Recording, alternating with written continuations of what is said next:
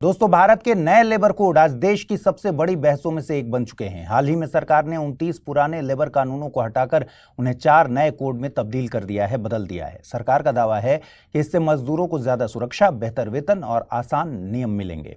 सरकार कहती है कि पुराने कानून इतने उलझे हुए थे कि न कंपनियां समझ पाती थी, न मजदूरों को उनका पूरा लाभ मिल पाता था।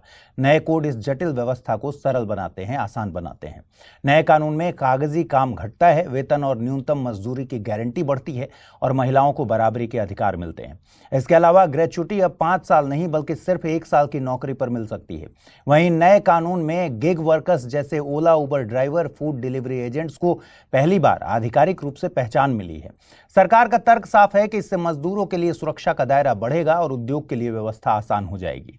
लेकिन मजदूर संगठन इस पूरी कहानी को अलग तरीके से बता रहे हैं, देख रहे हैं। उनका कहना है कि इन कोड से नौकरी की सुरक्षा सबसे ज्यादा खतरे में पड़ गई है, क्योंकि पहले 100 से ज्यादा मजदूर वाली फैक्ट्री को बंद करने या मजदूरों को निकालने के लिए सरकार की मंजूरी जरूरी थी, लेकिन अब यह सीमा बढ़ाकर 300 कर दी गई है। मजदूर संगठनों का आरोप है कि इससे मालिकों को मनचाहे फैसले लेने की खुली छूट मिल जाएगी। वे ये भी कहते हैं कि हड़ताल अब लगभग असंभव हो गई है, क्योंकि किसी भी हड़ताल से 60 दिन पहले नोटिस देना अनिवार्य कर दिया गया है और अगर नोटिस में कोई गलती हुई तो हड़ताल गैर कानूनी मानी जाएगी। वहीं काम के घंटे बढ़ने की भी आशंका जताई जा रही है। कई संगठनों का कहना है कि कानून 8 घंटे की जगह 10 से 12 घंटे तक काम करवाने की गुंजाइश छोड़ देता है। साथ ही फिक्स टर्म जॉब बढ़ने से मजदूरों की नौकरी कभी भी खत्म करने का रास्ता खुल जाता है। इन सब के अलावा पुराने फैक्ट्री एक्ट में जो सजा का प्रावधान था वो अब ज्यादातर जगह जुर्माने में बदल गया है, यानी मजदूरों के मुताबिक मालिक पैसा देकर बच जाएगा लेकिन मजदूर नहीं बच पाएंगे। विपक्ष भी सरकार की लाइन से सहमत नहीं दिखता। कांग्रेस और कई अन्य पार्टियां कह रही हैं कि 29 कानूनों को सिर्फ 4 कोड में पैक कर देना सुधार नहीं है। विपक्ष का तर्क है कि देश के 90% असंगठित मजदूर जैसे दिहाड़ी कामगार, किसान, ड्राइवर, घरेलू नौकर इन कोड से वास्तविक सुरक्षा नहीं पा सकेंगे। उनकी बार्गेनिंग पावर कम हो जाएगी और उद्योगपतियों का प्रभाव बढ़ेगा।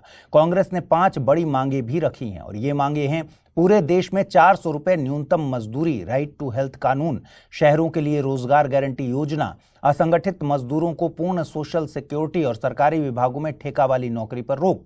इस मुद्दे में सबसे बड़ा सवाल असंगठित मजदूरों पर असर का है।